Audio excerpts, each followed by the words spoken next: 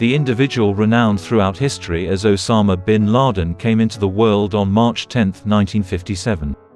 International police organizations have long held the belief that he was born in the Western Arabian city of Jeddah. However, it is now widely acknowledged that he was born in Riyadh, the capital of Saudi Arabia. Mohammed bin Awad bin Laden, his father, was born in Yemen in 1908. During his childhood, his family undertook an emigration from Yemen to the Red Coast of Western Arabia, a region that is now recognized as Saudi Arabia. However, at that time, this area was a source of contention between the Ottoman Empire and the royal house of Saud. During the 1930s, he established himself as a prosperous construction contractor for Abdul Aziz ibn Saud, the first ruler of Saudi Arabia. With the support of the royal family, the Saudi bin Laden Group, which he established, flourished into a prosperous construction enterprise within the nascent country. Simultaneously, it grew to become the foremost oil exporter globally and an exceptionally affluent nation suitable for affluent families like the bin Ladens. Hamida al-Attars, Osama's mother, was a native Syrian from a lineage of prosperous citrus farmers situated in the vicinity of the port city of Latakia. Muhammad counted her as his 10th wife in 1956. At the tender age of 14, she entered into matrimony with the 48-year-old millionaire. The following year, Osama was born. Soon after the birth of their only child, Muhammad and Hamida divorced.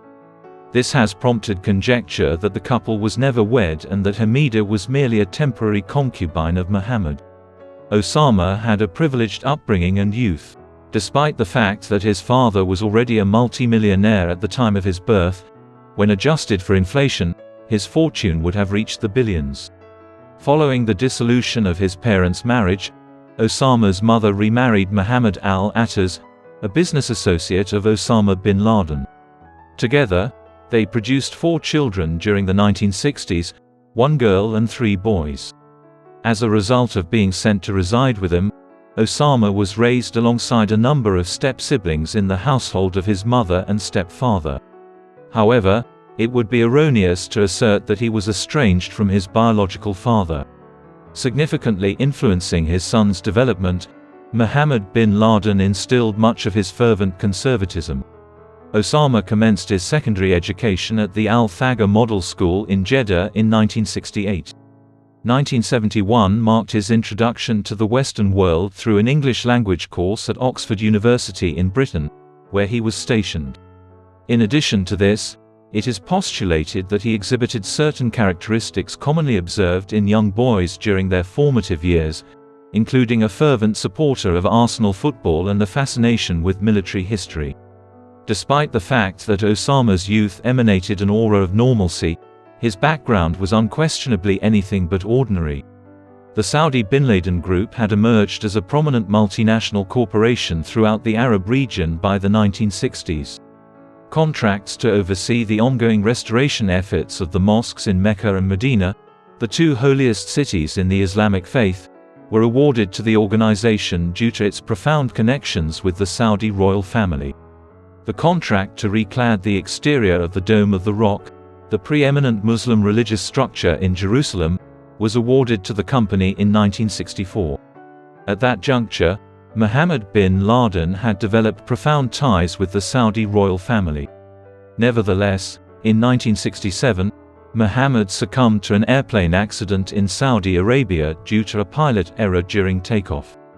He was 59 years old at the time. Notwithstanding this obstacle, the Saudi bin Laden Group persisted in its prosperous trajectory during the 1970s and 1980s under the guidance of a number of Mohammed's sons from previous matrimonial unions. In fact, through strategic diversification, the organization amassed billions of dollars and secured lucrative contracts throughout the Middle East. Simply put, Osama was too young to participate in the business activities of the Saudi bin Laden Group in the years following his father's passing. He was instead pursuing further education. In 1976, at the age of 19, Osama matriculated at King Abdulaziz University in Jeddah, where he commenced his academic pursuits in business administration and economics, presumably with the intention of eventually attaining a managerial position within the family enterprise.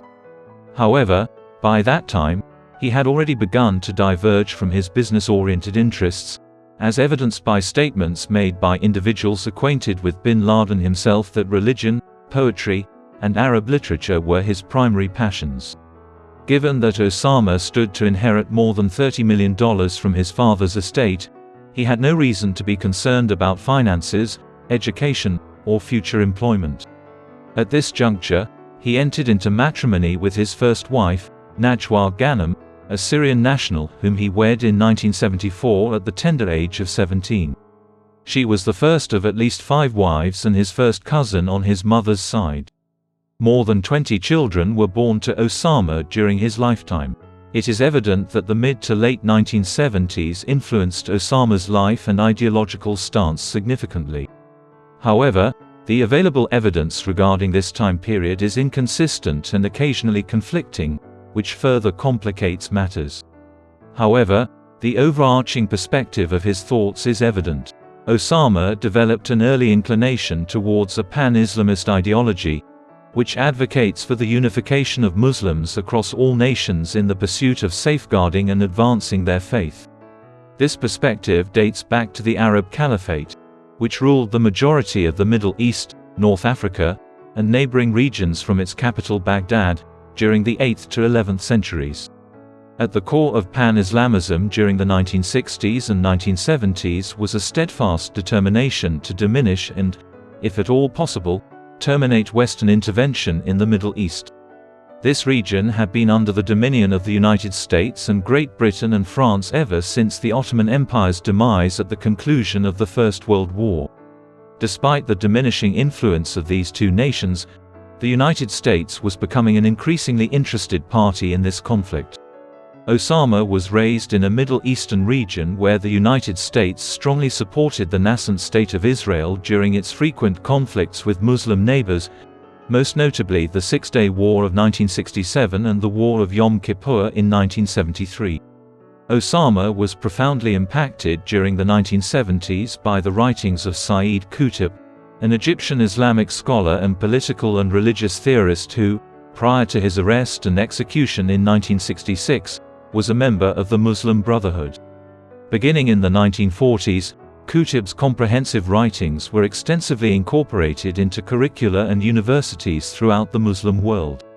Among these were arguments supporting the notion that Islamic jihad, or the struggle against evil, was entirely justifiable for the establishment of a new Islamic caliphate, and that all Muslim states ought to be governed by Sharia law, which is a legal system derived from a strict interpretation of the Quran. A significant portion of Qutb's writings were also permeated with a fervent anti-Western sentiment. He characterized the United States as materialistic, devoid of spiritual values, and devoid of any godlike qualities. Qutb was, without a doubt, the most significant influence on bin Laden's ideological stance during the 1960s and 1970s. Muhammad Qutb, who later became an ardent advocate for his brother's ideas, was an instructor at Abdulaziz University in Jeddah during the late 1970s, when Osama was a student there. This is a highly significant fact. In 1979, Osama completed his academic pursuits at Abdulaziz. It is unknown whether or not he obtained a degree. The timing was crucial, given the current state of unrest throughout the Islamic world. To begin with, the Iranian Revolution of 1978 resulted in the overthrow of the Western-backed Shah and the establishment of an Islamic state led by Ayatollah Ruhollah Khomeini. As this transpired in Iran, the northeastern region of Afghanistan descended into political anarchy. The PDPA, or Marxist People's Democratic Party of Afghanistan, seized power in 1978 and initiated the formation of a secular socialist state. The PDPA maintained enduring diplomatic relations with the Soviet Union, and Russia's fascination with Afghanistan can be traced back to the mid-19th century, when the nation served as a crucial buffer state between India and Pakistan and the Russian and British occupations. However, Substantial evidence does not support the claim that the Soviet Union was the primary catalyst for the PDPA's 1978 takeover of power in Afghanistan. However, once the new Marxist regime in Kabul came to power, they did establish strong ties with it. Thus, as soon as Islamist organizations and others who opposed the PDPA initiated uprisings against the new regime between 1978 and 1979, the Marxist regime promptly requested assistance from Moscow. Initially, only a restricted amount of assistance was provided. However, as the circumstances surrounding the PDPA continued to worsen, the Soviet Union invaded Afghanistan in earnest during the last days of December 1979. Tens of thousands of Soviet soldiers and thousands of tanks had been deployed by the beginning of 1980, during which time Moscow had occupied the country's major cities. Prior to the Soviet invasion of Afghanistan, bin Laden had already completed his studies at King Abdulaziz University and had already made hasty travel to Pakistan.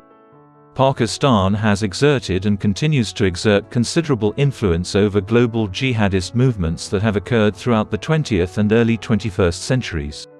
In reality, the nation has been apathetic towards the presence of Islamic fundamentalism within its borders for decades. This has been largely due to the fact that Muslim Pakistan has been embroiled in a protracted Cold War with its archenemy, Hindu India, ever since the partition of the British Raj along religious lines in 1947. Pakistan would exert influence on the life of Osama bin Laden for the following 3 decades.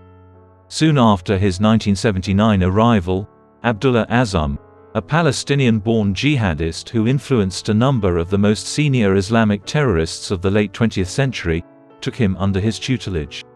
Shortly thereafter, Azzam inspired bin Laden to accompany tens of thousands of Muslim men on their way to Afghanistan in order to combat the atheistic Soviet invaders.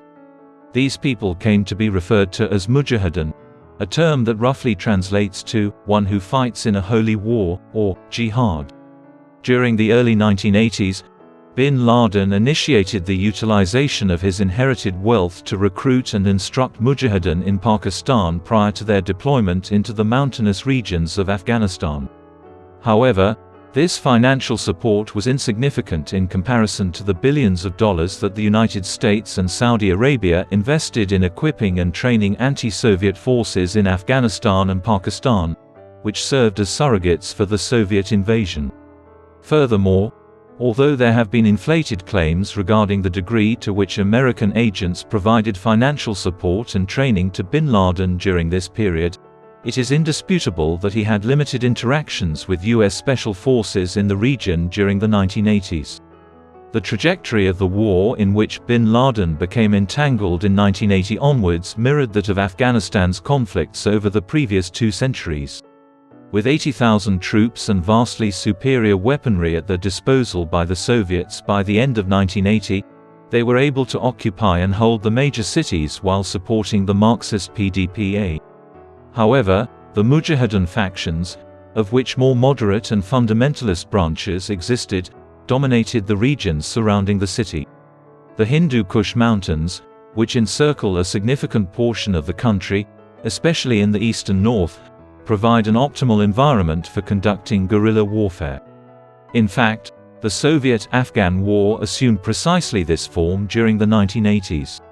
As the Soviets attempted to eradicate the insurgents through indiscriminate bombing and the destruction of rural villages, the conflict turned extremely violent. As of the mid-1980s, more than 4 million individuals out of Afghanistan's total population of 14 million had been displaced. Hundreds of thousands of these individuals sought refuge in Pakistan and Iran. The conflict itself claimed the lives of at least 500,000 individuals and potentially 3 times that number. It quickly gained notoriety as the Soviet equivalent of the Vietnam War for the United States, due to the fact that the Russians were unable to defeat their adversary. During this time, bin Laden was a prominent figure within the Afghan Mujahideen movement. Initially, he supported the country's fighters by supplying them with supplies and facilitating the movement of individuals from his native Saudi Arabia to Pakistan, where they were equipped and trained prior to their deployment north to oppose the Soviets. During this time, bin Laden alternated between Pakistan and the Mujahideen strongholds in the Hindu Kush Mountains. Together with his mentor Abdullah Azzam, he founded Maktab al-Qidamat in 1984 with the objective of soliciting financial support from both the Arab and Western communities in order to sustain the resistance against the Soviet Union. The resulting funds were utilized to acquire weapons and educate Mujahideen. As of 1986, the network had provided training to hundreds of fighters stationed at bin Laden's base in eastern Afghanistan, referred to as al-Masada, the Lion's Den. These commanded the Mujahideen forces during the Battle of Jarji in late spring and early summer 1987, which was a confrontation with the Soviet Union and the Marxist regime. Although the battle did not have a substantial strategic impact on the broader conflict, it did contribute to bin Laden establishing a notable reputation among the Mujahideen and the Arab world at large. This was in part due to the battle reports authored by Jamal Khashoggi, an emerging Saudi journalist who was affiliated with bin Laden but held radically different political and religious beliefs. In the 1980s, the formation of Maktab al-Qidamat played a pivotal role in establishing the foundation for the jihadist movement that has come to be associated with bin Laden.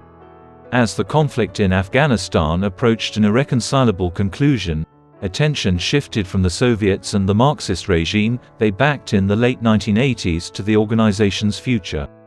While certain individuals supported the idea of Maktab al-Qidamat maintaining its moderate nature and continuing the resistance against the Soviets, Abdullah Azzam, bin Laden, and other notable figures held the contrary view that it ought to be expanded into a more expansive organization with the primary objective of perpetuating the expulsion of non-Arab powers from the Arab and Muslim world. In 1988, bin Laden and Azzam founded al-Qaeda, an acronym denoting the base, or the foundation, in response to the initiatives of this more extremist faction of the movement. Over time, it evolved into the preeminent jihadist organization globally, and it continues to be infamous on an international level.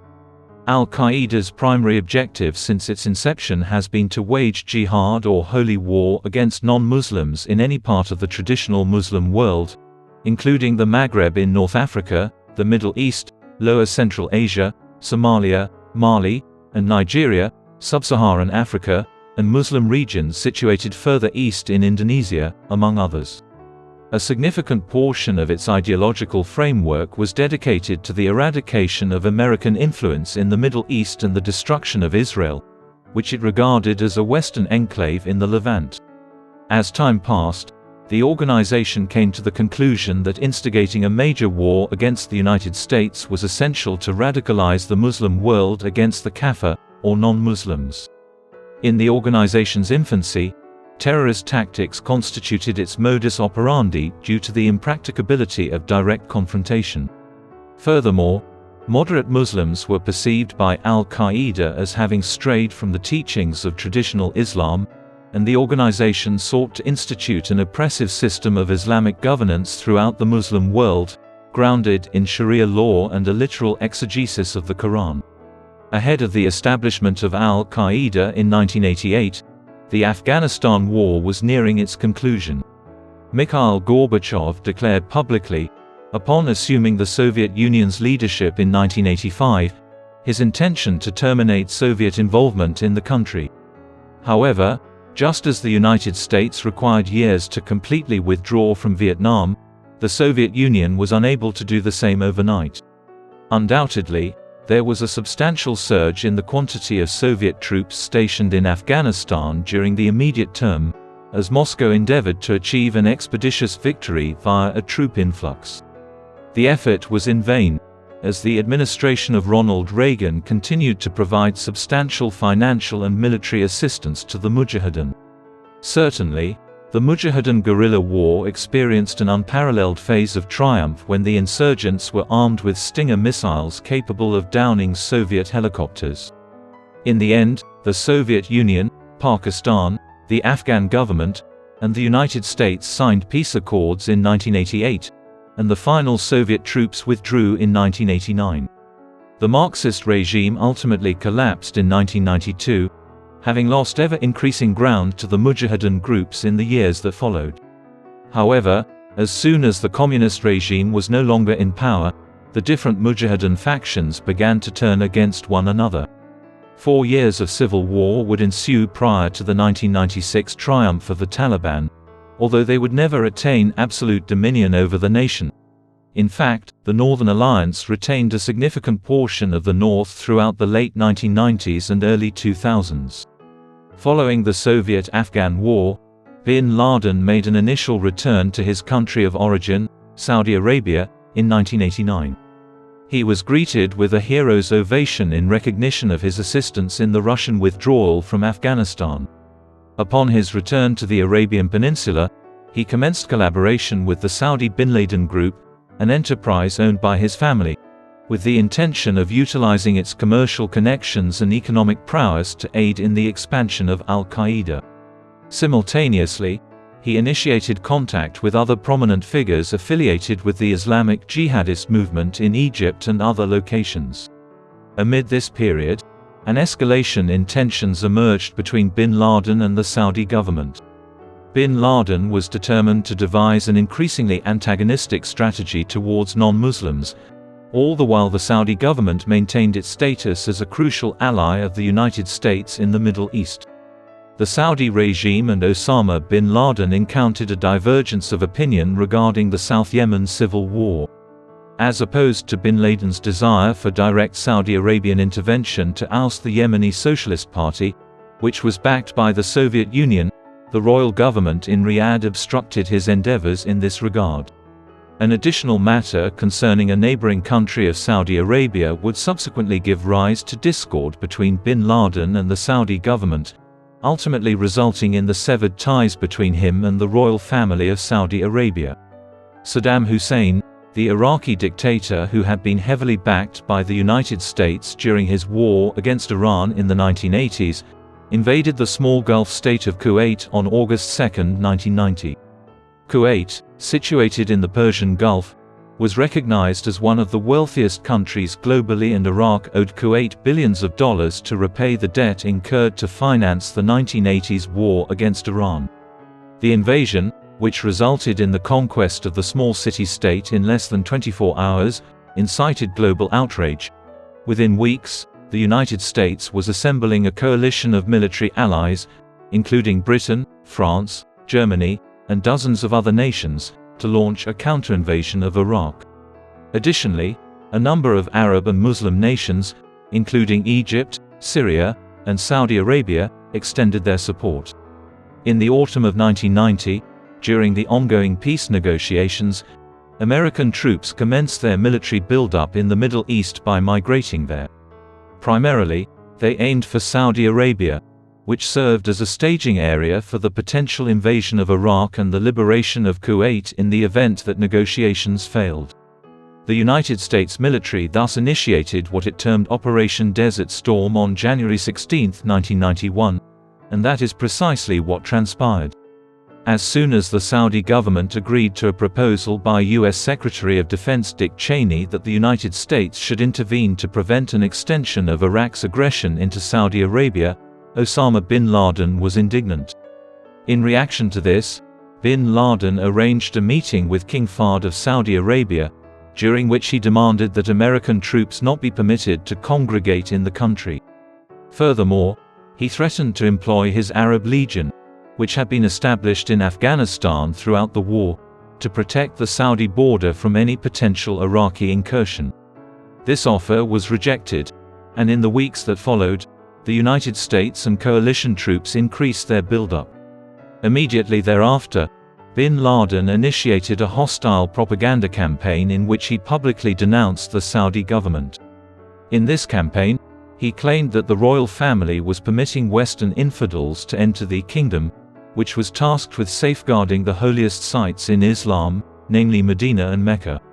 Furthermore, he made an effort to persuade the ulama, who were esteemed religious scholars in Saudi Arabia, to issue a fatwa, which is a religious declaration denouncing the American incursion into the Arabian Peninsula.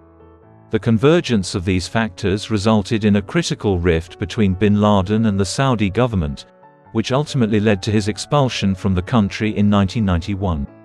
Conversely, in the spring of 1991, Operation Desert Storm had yielded an expeditious triumph over Iraq and the successful liberation of Kuwait. The United States abandoned regime change efforts in favor of withdrawing its troops from the region and imposing crippling sanctions on Iraq under Saddam Hussein's leadership. Bin Laden, who was expelled from Saudi Arabia in 1991, relocated to Sudan, where he remained until 1992. Colonel Omar al-Bashir assumed authority in a predominantly non-violent military coup in 1989. He expeditiously instituted a variant of Sharia law throughout Sudan, thereby establishing the nation as an opportune sanctuary for bin Laden to sustain his operations. A personal invitation was extended to the Saudi Mujahideen to visit Sudan by Hassan al-Turabi, the Speaker of the Sudanese National Assembly and the country's second most powerful figure after al-Bashir. Subsequently, bin Laden established himself in a fortified compound, which was fortified by his al-Qaeda adherents armed with sophisticated weaponry. Near the capital of Khartoum, new Mujahideen training bases were established, and Osama bin Laden maintained a mansion in the city. Sudan was designated as a state sponsor of international terrorism due to the unrestricted authority he was granted thereafter the Gulf War, when the United States Department of State and Intelligence increased their surveillance of bin Laden and al-Qaeda. Thus, from 1992 to 1996, while bin Laden remained in Sudan, the United States conducted near-daily intelligence gathering and flyovers of his compound to monitor his activities. The economic impact of U.S. sanctions imposed on Sudan in 1996 in retaliation for the country's harboring of bin Laden and numerous other prominent Islamic fundamentalists and terrorists had already been significant. Furthermore, it can be observed that the president, Omar al-Bashir, had overtaken Hassan al-Turabi, who was bin Laden's principal ally within the government. As a result, bin Laden was duly informed by 1996 that the Sudan had ceased to be a secure haven. Due to the expulsion, he returned to Afghanistan the following year, where the Taliban had recently solidified their authority over a significant portion of the nation. Upon assuming power, Mullah Muhammad Omar, the initial leader of the Taliban government, received him as a personal guest at that location.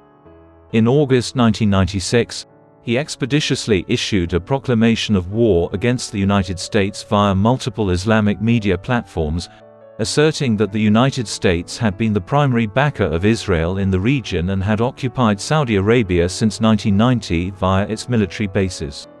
There has been speculation regarding the potential connection between bin Laden's actions in 1996 and the substantial loss of wealth from his family background upon his departure from Sudan. Additionally, it has been suggested that the expulsion order may have further radicalized bin Laden and propelled him towards a full-scale war against the United States government, whose sanctions against Sudan had exerted pressure on the Sudanese government to adopt its current stance. Following his 1996 return to Afghanistan, bin Laden and al-Qaeda became fully dedicated to conducting confrontational acts of terrorism, with a specific focus on targeting the United States. Such had consistently been a component of the organization's operational methodology. The Federal Bureau of Investigation conducted a raid on the New Jersey residence of al-Qaeda affiliate El Said Nosser as early as 1990. During the raid, documents pertaining to strategies for detonating skyscrapers in New York City were discovered. A truck bomb was detonated in 1993 in the vicinity of the North Tower of the World Trade Center in Manhattan. Ramzi Youssef, an additional well-known al-Qaeda affiliate who had received training at one of their camps in Afghanistan during the late 1980s, spearheaded the assault. Bin Laden provided financial support and coordination for the 1992 bombing of the Gold Mihor Hotel, located in the Yemeni city of Aden. There is also a prevalent belief that 6 Islamic fundamentalist gunmen from the Egyptian city of Luxor, in November 1997, murdered 62 people, the majority of whom were Western tourists. This massacre occurred in the vicinity of the Valley of the Kings and was allegedly orchestrated by al-Qaeda. Consequently, During the latter part of the 1990s, Al-Qaeda escalated its utilization of terrorist tactics to assault targets in the West. In short order, these assaults intensified further. Truck bombings transpired simultaneously in Dar es Salaam, the capital of Tanzania, and Nairobi, the capital of Kenya, on August 7, 1998. The symbolic target of these attacks was unequivocally identified, given that the bombs were detonated in close proximity to the embassies of the United States in both capital cities. These were sophisticated acts of terrorism. As an illustration, the bombing in Nairobi consumed 500 cylinders of TNT, whereas the bombing in Dar es Salaam utilized two 2,000-pound bombs. Ammonium nitrate fertilizer was employed in the packaging and guidance of the blast to optimize its detrimental impact on the embassies. Additionally, the nearly simultaneous detonation of both bombs claimed the lives of 213 individuals in Nairobi and 85 in Dar es Salaam, in addition to inflicting injuries on thousands more. Additionally, it is indisputable that bin Laden and Al-Qaeda bore responsibility for the attacks, as bin Laden was promptly included on the FBI's list of 10 most wanted individuals following the bombings. It also drew the attention of all Western intelligence services to Al-Qaeda. However, the extent of the danger posed by the terrorist organization remained inadequately understood. Following the bombings of the U.S. embassies, bin Laden persisted in his escalation of inflammatory language directed at the United States. His complaints encompassed various issues, such as the United States' backing of Israel and several regimes that persecuted Muslims within their territories. Notably, he condemned Russia's suppression of Chechnya, the Philippine government's aggression against the Muslim Moro community in the southern islands, and India's persecution of Muslims in the Kashmir region located in the northern part of the country. Nevertheless, his primary grievance pertained to the American troops stationed in the Arabian Peninsula and their close proximity to Mecca and Medina, the holiest sites in Islam. According to a 1998 statement by Al-Qaeda, the United States has occupied the holiest site of Islam for the past 7 years. As a result, following two significant attacks on U.S. embassies, bin Laden and Al-Qaeda shifted their focus to an even more substantial assault, this time on American soil. Surprisingly, they chose to target the World Trade Center in New York City, which Al-Qaeda affiliates had previously attempted to bomb with a truck bomb in 1993. Particularly devastating would be the second attempt.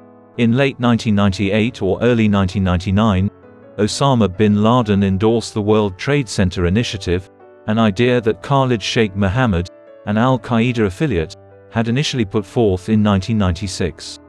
The latter part of 1999 witnessed the screening of potential candidates in Afghanistan for the purpose of carrying out the attacks.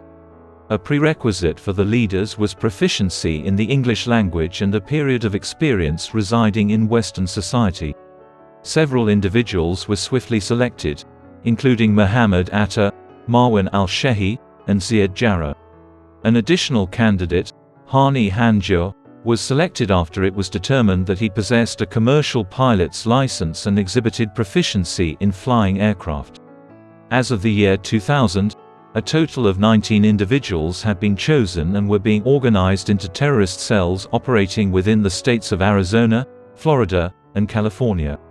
The final targets were determined in early 2001, with the deliberate intention of commandeering several commercial airline aircraft for the purpose of executing suicide terrorist attacks by flying them into buildings. The two central structures of the World Trade Center, the Twin Towers, were the principal targets. The Pentagon in Virginia was also attacked. There were also speculations regarding the feasibility of operating a fourth aircraft into the United States Capitol, the nation's highest governing structure located in Washington, D.C. A date was established for the concurrent assaults, given the readiness of terrorist cells within the United States to execute the scheme. The selected date was September 11, 2001.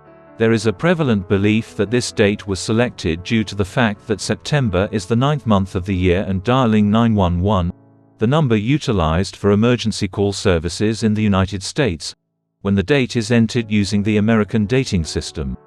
Nevertheless, The 11th of September appears to have been a more probable date for bin Laden's assassination, given that it coincided with the arrival of John Sobieski III, King of Poland, in Vienna, the capital of Austria at the time. This city was besieged by the Turkish Ottoman Empire. Sobieski's breach of the siege signified the end of Ottoman expansion in southern Europe. Prior to the siege of Vienna, Muslim expansion in the eastern Mediterranean and the Balkans had exerted centuries of pressure on the Christian world. However, following that event, Western powers initiated an incursion into the Muslim realm. Bin Laden selected this momentous date to declare that the 2001 attacks by al-Qaeda against the United States would initiate a new era of favorable conditions for Islam once more. The 19 hijackers, functioning as autonomous cells, commenced carrying out the directives on the morning of September 11, 2001. At 7:59 a.m., American Airlines Flight 11 departed Logan International Airport in Boston in the direction of Los Angeles International Airport. 5 hijackers alighted from the aircraft. 5 additional passengers boarded United Airlines 175, which was also departing from Logan Airport for Los Angeles. This aircraft departed the Boston runway 15 minutes subsequent to American Airlines Flight 11. 5 hijackers aboard American Airlines Flight 77, which departed from Washington Dulles International Airport in Virginia, not far from Washington, D.C., at 8:20 a.m., the same time 6 minutes later. At 8:42 a.m., United Airlines Flight 93 finally departed Newark International Airport in New Jersey, en route to San Francisco, 22 minutes after this. Just 4 hijackers were aboard this aircraft. The subsequent day was marked by infamy. Minutes after gaining altitude, the hijackers of all 4 aircraft initiated their ascent to seize control of the vessels. Consequently, at 8:46 a.m., American Airlines Flight 11, traveling at an estimated 750 km/h, collided with the North Tower of the World Trade Center. As individuals throughout Manhattan pondered the possibility that this occurred by chance, United Airlines Flight 175 altered course in the atmosphere. 17 minutes after the initial aircraft struck the North Tower, at 9:03 a.m., it impacted the South Tower at an estimated velocity of 800 km/h. After slightly more than 35 minutes, American Airlines Flight 77 collided with the western wall of the Pentagon in Virginia.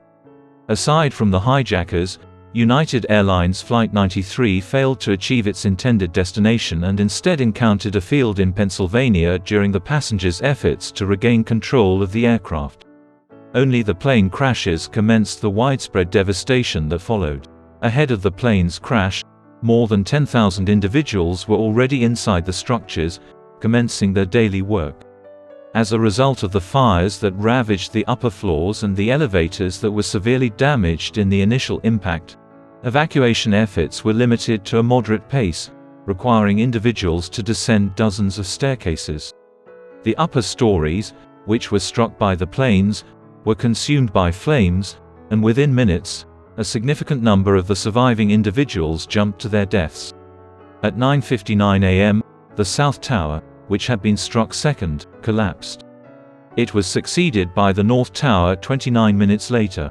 A cumulative of 2,606 fatalities are attributed to the events occurring in the Twin Towers and on the ground, including 147 passengers and crew members aboard the 2 aircraft. Although the destruction at the Pentagon was comparatively less severe, 125 casualties among the ground and 59 crew and passengers perished. All 40 individuals comprising the crew and passengers of United Airlines Flight 93 perished. As a result, the terrorist attacks that occurred on September 11, 2001, were the most catastrophic in the annals of human history. Moreover, the psychological impact of the attacks was unparalleled as an act of terrorism, given that footage of the planes striking the towers was quickly accessible and media outlets around the world began covering the story within minutes.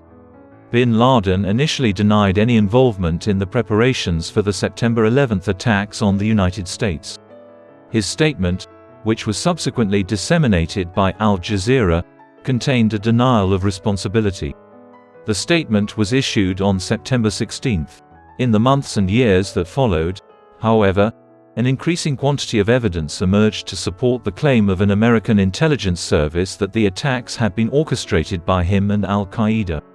On September 11, 2001, Al Jazeera broadcast a new video featuring him in which he unequivocally admitted to directing the 19 hijackers who alighted onto the 4 aircraft. This was reinforced by additional confessions made in 2006 and the release of video recordings that showed Osama interacting with several hijackers in the days preceding the attacks. During this conversation, bin Laden also revealed that his intention in targeting the Twin Towers was to exact symbolic vengeance for the destruction of numerous multi-story structures and towers in Beirut in 1982, which occurred as a result of the Israeli invasion of Lebanon. It was postulated that during the 9/11 attacks, Osama bin Laden was concealed in the White Mountains, situated in eastern Afghanistan, adjacent to the Pakistani border, to the south of the Hindu Kush. On September 18, 2001, the administration of U.S. President George W. Bush expeditiously ratified a joint congressional resolution that authorized the application of force against the individuals believed to be responsible for the September 11 attacks. Given that the Taliban regime in Afghanistan had provided sanctuary to Osama bin Laden and al-Qaeda since 1996 and had declined to extradite him to United States authorities, the entire regime was considered a target. On October 7, 2001, American and British aircraft commenced the bombardment of strategic targets in Afghanistan as a result. The Northern Alliance, which defended portions of the country's northern region against the Taliban, was allied with. Simultaneously, limited quantities of U.S. Special Operations personnel were deployed into the country starting in late September. However, the primary land invasion did not commence until October 19, when American forces, accompanied by Allied contingents from dozens of other countries, commenced mass entry into Afghanistan. The initial stages of the Afghanistan war concluded with a decisive triumph for the United States and its allies. American forces had encircled the capital city of Kabul by early November. Mohammed Atef, the third-ranking member of al-Qaeda and one of bin Laden's closest allies, was credibly killed by an airstrike on the city on November 12.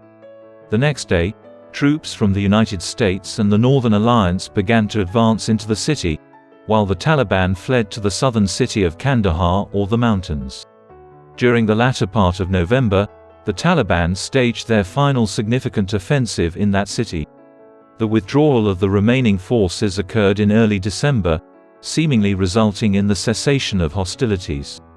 Additionally, a new interim government was instituted in early December, and Hamid Karzai was sworn in as the inaugural president of the reconstituted Afghanistan.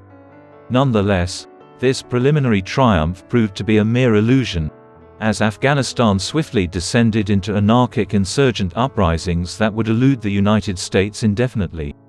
Additionally, the invasion of Afghanistan had not succeeded in apprehending bin Laden. However, the United States had approached in a perilously close manner. A few hundred Northern Alliance fighters and several hundred Allied fighters, including 70 U.S. Special Forces and dozens of other special operatives, launched a campaign in the Tora Bora cave complex in the White Mountains, where it was believed that Osama bin Laden and a great number of other al-Qaeda members were hiding, as Kandahar was falling to the west. The conflict that ensued in the caves and mountains for nearly 2 weeks came to be known as the Battle of Tora Bora. The intelligence services of the United States hold the belief that bin Laden was in attendance during these confrontations. However, he managed to escape due to the inadequate military presence of the Allies. It is postulated that he traversed the southern border into Pakistan within the subsequent days or weeks. At this point, bin Laden had attained global apex status and was the subject of a bounty of $25 million from the United States government for any information that could facilitate his apprehension or demise. The sum was further escalated to $50 million in 2007 due to the ongoing pursuit of the al-Qaeda leader and the mastermind behind the September 11 attacks. Nonetheless, for many years to come, bin Laden and al-Qaeda would continue to pose a threat to the United States and the Western world. In the years following his escape from Afghanistan during the winter of 2001, the location of Osama bin Laden has been the subject of extensive conjecture. At this moment, he had amassed worldwide notoriety and was the most sought-after individual on the planet. His activities were therefore clandestine, and even the intelligence services of the United States can only piece together a portion of his whereabouts in the 2000s at this time. It is apparent that he, along with a considerable number of high-ranking al-Qaeda affiliates, resided in Pakistan for the majority of these years. The Pakistani government exhibited official intolerance towards his presence in the country. Throughout the years, successive regimes in the capital city of Islamabad had supported Islamic terrorist organizations to an extent, but they could not have sanctioned bin Laden's presence on Pakistani soil. However, a minimal strategy was implemented to apprehend bin Laden, despite the fact that it was evident he was in hiding in the country. As a result, the United States intelligence agencies had to at best rely on sporadic assistance from the Pakistani security services in their attempt to locate the terrorist leader within the country.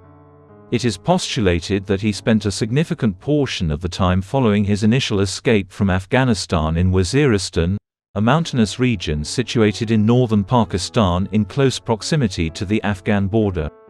There were reports in the latter part of the 2000s that suggested he had crossed the western border into Iran. However, these were likely false. In reality, bin Laden and al-Qaeda managed to operate for years in Pakistan with the tacit support of influential elements within the country's security services and politics. Consequently, they were able to do so with minimal opposition and a degree of comfort. Bin Laden and al-Qaeda persisted in orchestrating acts of terrorism across the Muslim world during this period. Post 9/11, the United States became considerably more resistant to attacks due to the installation of a massive security apparatus in airports and other locations within the country. Nevertheless, Western targets were abundant in the Middle East at this time. To begin with, since late 2001, American, British, and other Allied forces had been stationed in Afghanistan, where they would persist in varying capacities for the subsequent 2 decades. However, the greater Western presence was subsequently discovered in Iraq. After achieving an initial triumph over the Taliban in Afghanistan, the Bush administration in the United States began openly declaring its intention to pursue additional regime changes in the Middle East, specifically focusing on states considered to be supporting terrorism. A prominent concern was the regime of Saddam Hussein in Iraq, which had managed to maintain power since the conclusion of the Gulf War. Contrary to the invasion of Afghanistan, this policy encountered less backing from America's allies. France, for instance, contended that the Bush administration was exploiting the September 11 attacks as a pretext to overthrow the regime in oil-producing nations and as an exercise of neo-imperialism by the United States in the region. Notwithstanding these reservations, the United States, United Kingdom, and a number of smaller allied nations launched an invasion of Iraq in March 2003, asserting that Hussein's regime was a supporter of bin Laden's and was attempting to acquire weapons of mass destruction. Bin Laden frequently cited the crippling economic sanctions imposed by the United States on Iraq in the aftermath of the Gulf War as one of his grievances against the United States. However, there is insufficient evidence to suggest that the Hussein regime ever provided bin Laden with material support. The invasion replicated its course in Afghanistan. 2 months after the Ba'athist regime of Saddam Hussein was swiftly defeated, President Bush declared the United States victory in the conflict. However, the situation was not as straightforward.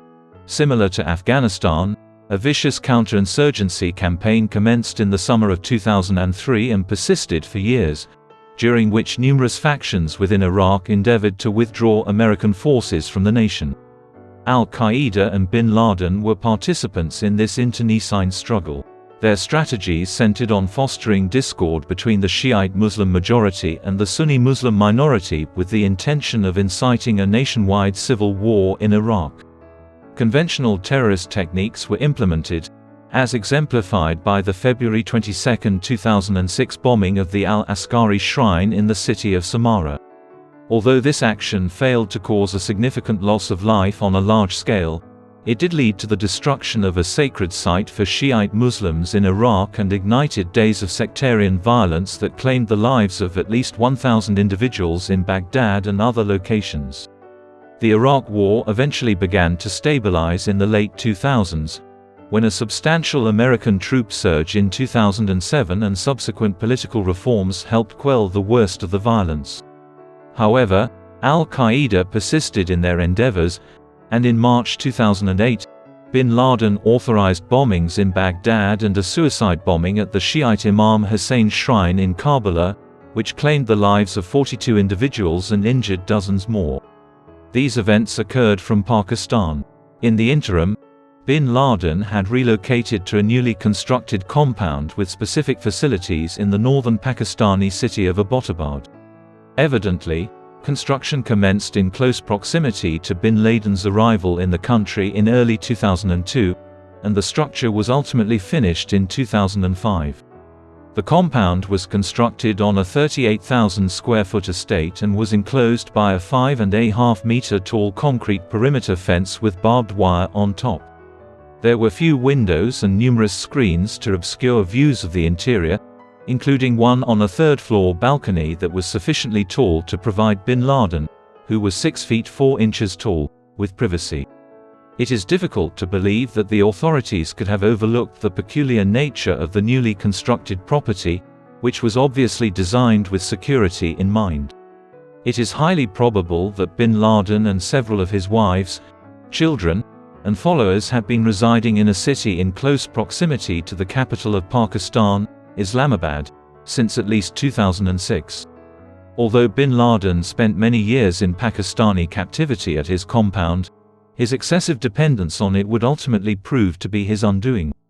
Abu Ahmed al-Kuwaiti, a close confidant of bin Laden's who is believed to have been present during the Battle of Tora Bora in December 2001, when the terrorist leader narrowly evaded U.S. apprehension, commenced serving as a trusted courier and messenger for bin Laden while he was in hiding in Pakistan, according to a 2009 determination by U.S. intelligence services. The CIA identified al-Kuwaiti as a resident of Abbottabad in 2009. Additional intelligence gathering enabled them to discern the bin Laden compound as an enigmatic edifice within the city. The U.S. Congress provided tens of millions of dollars in funding to support the formation of a CIA team stationed in Abbottabad. This team commenced surveillance of the compound and individuals entering and exiting it in 2010. Notwithstanding this comprehensive endeavor and the implementation of cutting-edge surveillance equipment and drones accessible globally, the team encountered persistent failure in acquiring photographic or other evidentiary support that definitively implicated bin Laden in the compound. Early in 2011, however, a plethora of circumstantial evidence led him to the conclusion that this location served as the sanctuary of the 9/11 attacks mastermind. On May 1, 2011, Barack Obama, the President of the United States, authorized an operation codenamed Operation Neptune Spear. Lunchtime had arrived in Washington, D.C. However, in less than 30 minutes, at approximately 11 o'clock at night in Afghanistan, 2 Black Hawk helicopters transporting 12 Navy SEALs descended from an American airbase in the country and traversed the border towards Pakistan. On the 2nd of May, at approximately midnight in Pakistan, the helicopters arrived at the compound in Abbottabad, an hour and a half later. During the approach, one of the helicopters experienced a crash. However, all Navy SEALs remained unharmed. As soon as they touched down, they engaged in a brief exchange of gunfire with a subset of bin Laden's adherents. Following that, the Navy SEALs entered the main compound. From the Situation Room of the White House, senior government and defense officials, including President Obama, viewed live footage of the raid from Washington, D.C. The Navy SEALs encountered and executed one of Osama bin Laden's numerous adult sons and another follower, Abu Ahmed al-Kuwaiti, on the second floor. Abu Ahmed al-Kuwaiti's presence in Abbottabad had initially alerted security services to the possibility that bin Laden was seeking refuge in the city. As they ascended the stairs once more, they encountered bin Laden on the third floor. Their orders were to execute the al-Qaeda leader as opposed to apprehend him. Diverse Navy SEALs have offered conflicting testimonies regarding the events that followed, but it appears most likely that Matt Bissonnette shot bin Laden in the head and body in the doorway of his bedroom at 39 minutes past midnight local time. Bin Laden then collapsed to the floor, lifeless, after staggering backwards into the room. It was discovered that bin Laden had 2 mobile phones and €500 sewn into his robes, presumably for use in the event that he needed to flee the compound following the attack that resulted in his demise. The individual met with a rather pitiful demise. A prior consensus had been reached that Osama bin Laden's remains would be expeditiously disposed of in a location where they could not be identified and which would be transformed into a shrine for jihadists and Islamic fundamentalists. Following his demise and subsequent completion of the compound's security measures, the Navy SEALs proceeded to transport the al-Qaeda leader's lifeless remains from a body bag to the helicopter. Following an exhaustive search of the compound in an effort to collect intelligence that could be utilized to avenge future terrorist attacks or gain a more comprehensive understanding of bin Laden's activities over the years, the team descended from the compound while carrying the remains aboard the only operational helicopter. A contingency helicopter was dispatched to retrieve a portion of the Navy SEALs that remained. As of 8 p.m., confirmation had been received in Washington that the remains belonged to Osama bin Laden. A few hours later, President Obama delivered a national address in which he declared the raid a resounding success. While he was engaged in this activity, bin Laden's remains were being transported to an unidentified maritime site and disposed of there. They were secured to the seabed with iron chains and rocks to ensure they sank. This action was executed within 24 hours of his demise in observance of Islamic rites. Unfortunately, the demise of Osama bin Laden did not result in a diminishment of the danger that jihadists and fundamentalists in Islam presented to the Western world, as well as to the majority of Muslims within the Islamic world. Despite employing vicious tactics, al-Qaeda was surpassed in prominence by more radical jihadi organizations at the moment of Osama bin Laden's demise. Abu Musab al-Zarqawi, a jihadist from Jordan, affiliated with al-Qaeda in Iraq in 2004 amidst the initial phases of the resistance movement against the United States occupation. Al-Zarqawi and a number of his most devoted allies merged in 2006 to establish the Islamic State of Iraq. Over the subsequent years, they experienced a surge in power, but their tactics also escalated in brutality, culminating in the implementation of vicious strategies against Muslims who dared to adhere to Sharia law in its most stringent forms. Al-Qaeda, under its new leader Ayman al-Zawahiri, grew increasingly intolerant of this approach to jihad in the Middle East by the time US forces were withdrawn from Iraq in the early 2010s. A complete split ensued between the two organizations in the years following bin Laden's death. Surprisingly, by the 2010s, many Islamic fundamentalists regarded al-Qaeda, the organization responsible for the September 11th attacks, as too moderate, while the Islamic State of Iraq was gaining an enormous number of adherents among would-be jihadists. In the subsequent years, the Islamic State of Iraq stormed into the global consciousness.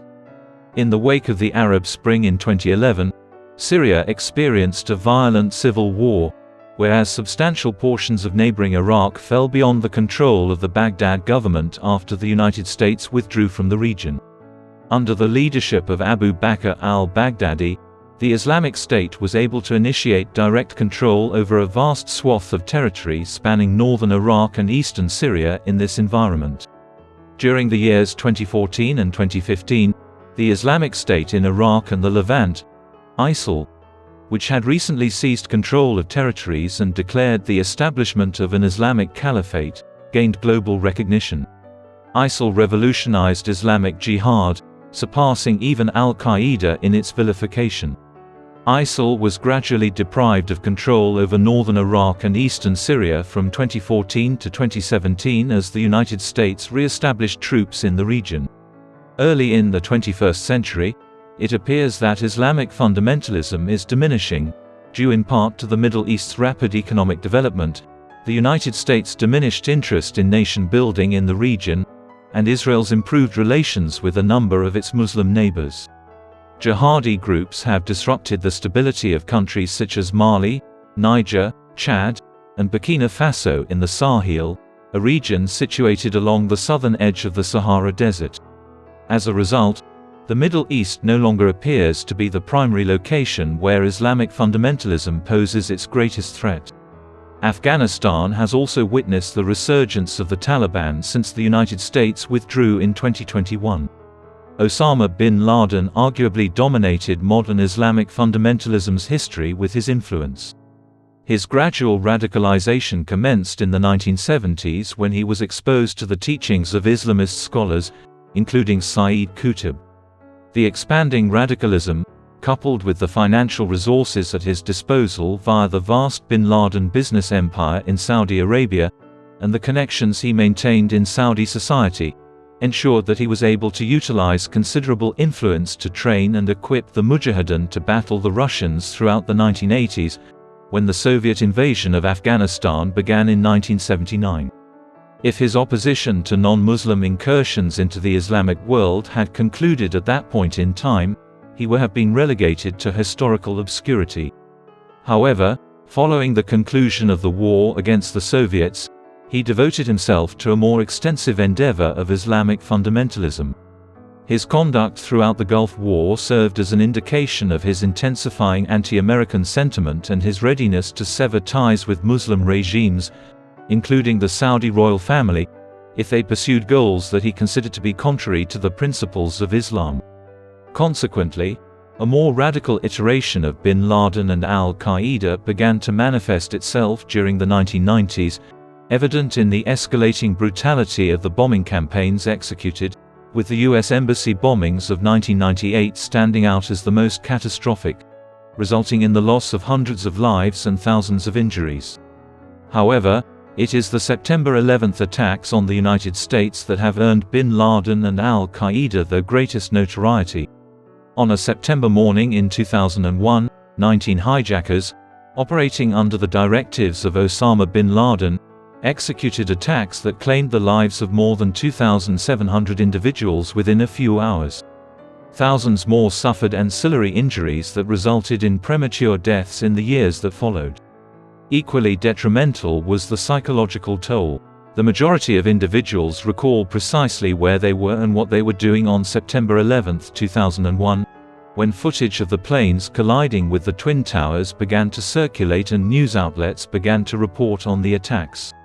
That day, as additional security measures were implemented throughout the Western world to prevent future attacks, life was profoundly altered. Conflicts ensued in the Middle East, and for many years, newspaper front pages were filled with reports of major incidents occurring in Afghanistan, Iraq, or elsewhere.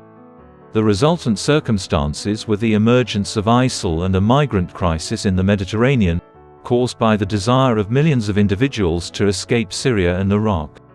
At that moment, Osama bin Laden had passed away, having met an ignominious demise in a fortified compound in Abbottabad where he had been incarcerated for the previous 5 years. However, his violent extremism had already profoundly transformed the world. In your opinion, what is Osama bin Laden? Having been apprehended and subjected to legal proceedings for his transgressions might have been preferable. Please provide your feedback in the comment section, and we appreciate your viewing in the interim.